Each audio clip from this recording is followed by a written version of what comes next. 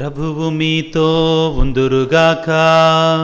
మీ ఆత్మతో ఉండుగాక.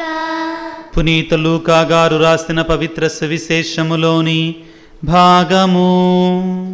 ప్రభువా మీకు మహిమ కలుగునుగాక.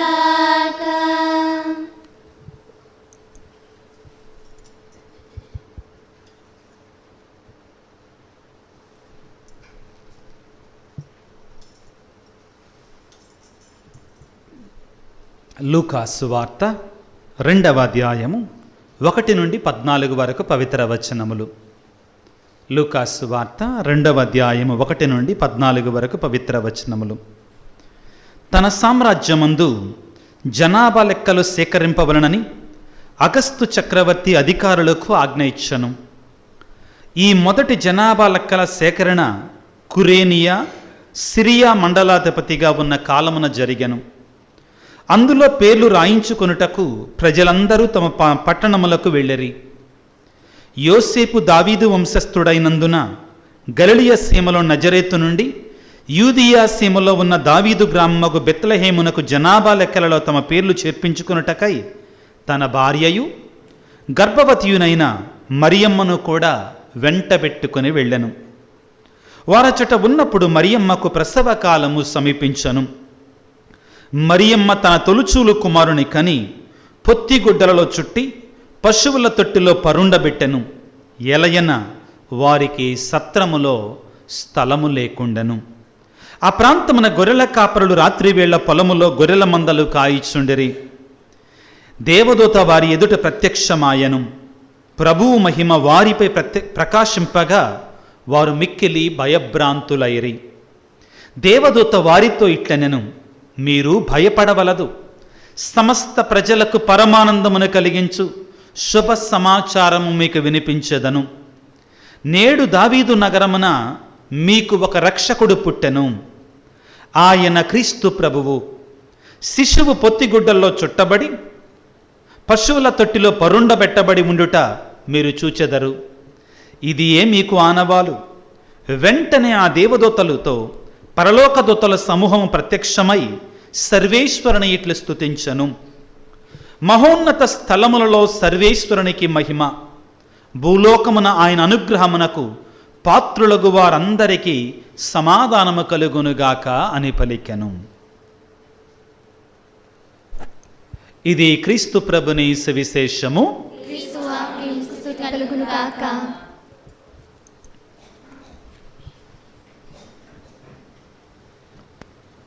క్రీస్తునాథుని యందు మిక్కిలి ప్రియా సహోదరి సహోదరులారా, ముందుగా మీకందరికీ కూడా క్రీస్తు జయంతి క్రిస్మస్ పండగ శుభాకాంక్షలు తెలియజేస్తున్నాను. Thank you, God bless. అంత గట్టిగా ఒకసారి చప్పట్లు కొడదామా సంతోషంగా. పర్షియా దేశాన్ని పరిపాలించిన రాజులందరిలో కూడా ఒక రాజు చాలా గొప్పవాడు. పర్షియా దేశాన్ని పరిపాలించిన రాజులందరిలో కూడా ఒక రాజు చాలా గొప్పవాడు. అతని పేరు షా అబ్బాస్. అతని పేరేంటి? షా అబ్బాస్. అయితే ఈ రాజు ఎందుకు గొప్పవాడంటే, ఆ రాజ్యములో ఎవరైతే పేదవాళ్ళు ఉంటారో, ఎవరైతే రైతులు ఉంటారో, ఎవరైతే కూలివాళ్ళు ఉంటారో వాళ్ళ దగ్గరికి వెళ్ళి వాళ్ళ బాధలు వాళ్ళ కష్టాలు తెలుసుకునేవాడు. ఆయన మారువేషం వేసుకొని ఈ రాజవస్త్రాలు తీసివేసేసి కిరీటాన్ని తీసివేసి సామాన్యమైనటువంటి కొన్నిసార్లు భిక్షగాడిలాగా వేషం వేసుకునేవాడు. వేసుకొని ఆ పేదవాళ్ళ ఇంటికి వెళ్ళేవాడు. కొన్నిసార్లు రైతులాగా వేషం వేసుకునేవాడు. వేసుకొని వాళ్ళ దగ్గరికి వెళ్ళి వాళ్ళతో కలిసి జీవించేవాడు. ఈ విధంగా ఒక రోజున ఒక పేద రైతు ఇంటికి వెళ్ళాడు. సాయంత్రం వెళ్ళి, అయ్యా నేను వేరే గ్రామానికి వెళుతున్నాను, నేను ట్రావెలింగ్ చేస్తున్నాను, ఈ రాత్రి మీ ఇంటి దగ్గర ఉండొచ్చా అన్నాడు. ఎవరో రైతు అనుకుంటా వేరే గ్రామానికి వెళ్తున్నారు కదా అనుకుని పిలిచాడు. పిలిచి వాళ్ళకున్నటువంటి ఆ పేదరికములో వాళ్ళకున్నటువంటి ఆ అన్నాన్ని అతనికి పెట్టారు. చాలా పేద రైతు పాపం. పెట్టిన తర్వాత ఆ రాజు ఈ రైతుని ఎలాగున్నావు, అన్నీ బాగున్నాయంటే, పర్వాలేదయ్యా, నా కష్టాలు నాకున్నాయి. ఎవరి కష్టాలు వాళ్ళకి. నా కష్టాలు నాకున్నాయి అయ్యా, ఇదిగో ఈ బాధ ఉంది, ఈ బాధ ఉంది, ఈ కష్టం ఉంది, ఈ కష్టం ఉంది అన్నాడు. చాలా కష్టాలు ఉన్నాయి పాపం ఆ రైతుకి.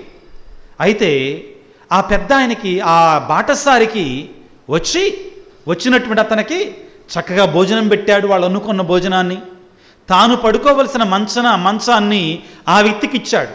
ఎవరో బాటసారి అనుకున్నాడు. తెల్లారి పొద్దున్నే మార్నింగ్ తెల్లారిన తర్వాత ఆ రాజు, మారువేషంలో ఉన్న రాజు, అయ్యా నేను వెళ్ళొస్తానయ్యా, నేను వేరే గ్రామానికి వెళ్ళాలని చెప్పి అతను వెళ్ళిపోయాడు.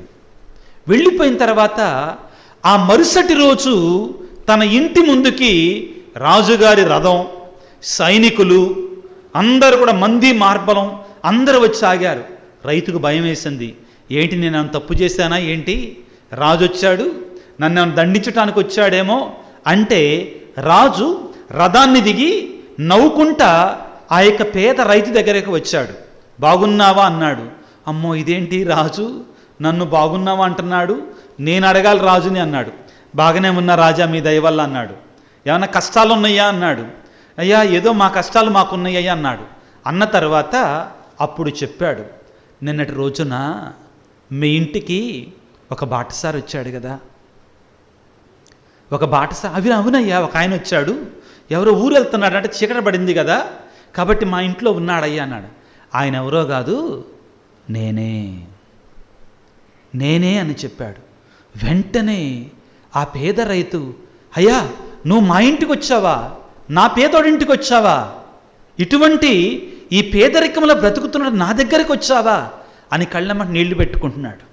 అంతలోకి రాజు అన్నాడు, నీకేమన్నా కావాలా అడుగు ఇస్తా, నువ్వు చాలా బాధలు చెప్పావు కదా నిన్న, ఆ బాధలను తీర్చేస్తా. డబ్బు కావాలా, ధనం కావాలా, ఇంకేం కావాలి చెప్పు, నీకేం కావాలంటే అది ఇస్తాను అంటే, ఆ పేద రైతు ఆ రాజు ముందు మోకాళ్ళ మీద ఉండి కళ్ళమ్మటి నీళ్లు పెట్టుకుంటూ అన్నాడంట, అయ్యా నాకు ఇంకేం కావాలి, రాజువైన నీవే నీ అంతఃపురాన్ని, నీ రాజుగారి ప్యాలెస్ని విడిచిపెట్టి, రాజువైన నీవే నీ అధికారాన్ని విడిచిపెట్టి, రాజువైన నీవే నీ యొక్క ఆ సంపదలను విడిచిపెట్టి ఈ పేదవాడి ఇంటికి వచ్చి ఒక రాత్రంతా ఉన్నావయ్యా. నా రాజు నా దగ్గరికి వచ్చాడు, అంతకంటే నాకు ఇంకేం కావాలయ్యా, నాకు ఇంకేం వద్దయ్యా, నువ్వే నా దగ్గరికి వచ్చావు, నువ్వు నాతో ఉన్నావు కాబట్టి అంతకు మించిన గొప్ప బహుమానం మరొకటి లేదు అని చెప్పాడంటండి. రాజు ఆశ్చర్యపోయాడంట, అక్కడ ఉన్నటువంటి వాళ్ళందరూ కూడా ఆశ్చర్యపోయాడంట. ప్రియులారా, ఈ రోజున మనం విన్నటువంటి షా అబ్బాస్ అనేటువంటి పర్షియా దేశపు రాజు ఒక రైతింటికి వెళ్ళాడు, తన బాధలు తెలుసుకున్నాడు, తనతో కలిసి ఉన్నాడు. ఆ రైతు చాలా సంతోషపడ్డాడు.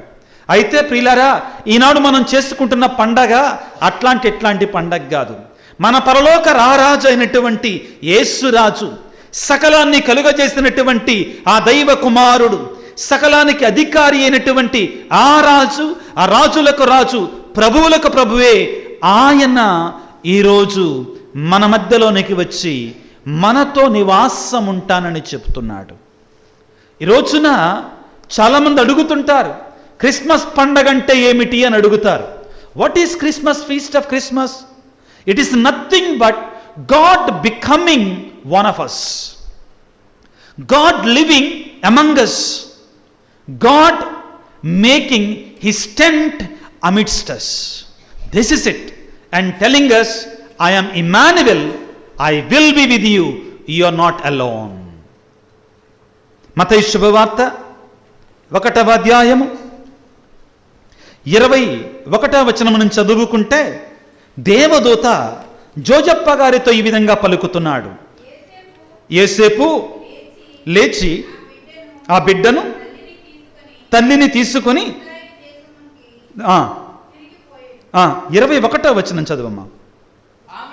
ఆమె ఒక కుమారుని కనును, నీవు ఆయనకు యేసు అని పేరు పెట్టుము, ఎలయన ఆయన తన ప్రజలను వారి పాపముల నుండి రక్షించును. తర్వాత వాక్యం ముఖ్యమైన, ఇదిగో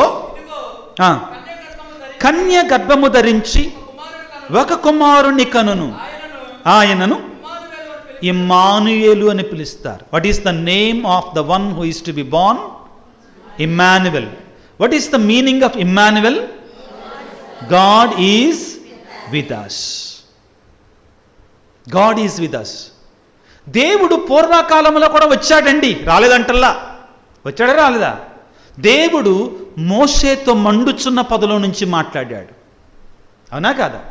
ఆ తరువాత దేవుడు ఇశ్రాయేలు ప్రజలతో సీనాయి పర్వతం మీద నుంచి మాట్లాడాడు. ఇశ్రాయేలు ప్రజలు నడుస్తూ ఉండగా ఒక మేఘస్తంభముగాను అగ్నిస్తంభముగాను ఇశ్రాయేలు ప్రజలతో నడిపించాడు, ఇశ్రాయేలు ప్రజలు నడిపించాడు. దేవుడు ఇశ్రాయేలు ప్రజల మధ్యలో ఒక ఆర్క్ ఆఫ్ ద కవెనెంట్, ఒక దివ్య మందస్సములాగా ఉన్నాడు, అవునా కాదా? కానీ తన రూపాన్ని మార్చుకొని ఒక మనిషిలాగా ఈ పండగ రోజు వచ్చాడు. అది గొప్పతనం అండి. What is the speciality, what is the greatness of Christmas? Means God is becoming like you and like me. ఇదే గొప్పతనం అండి, ఇదే గొప్పతనం. దీనికి మించి మరొకటేం లేదు. హెబ్రీ పత్రిక 1వ అధ్యాయం 1వ వచనంలో పత్రికాకారుడు ఈ విధంగా అంటాడు. ఏమంటాడండి? హెబ్రీలకు రాయబడిన లేఖలో 1వ అధ్యాయము 1వ వచనంలో ఈ విధంగా సెలవిస్తాడు, చదువుకుందాం. గతములో దేవుడు చాలాసార్లు, in the past God has spoken to us in different ways. గతమున దేవుడు పెక్కుమార్లు పెక్కు విధములుగా మన ప్రవక్తల ద్వారా మన పూర్వీకులతో మాట్లాడను.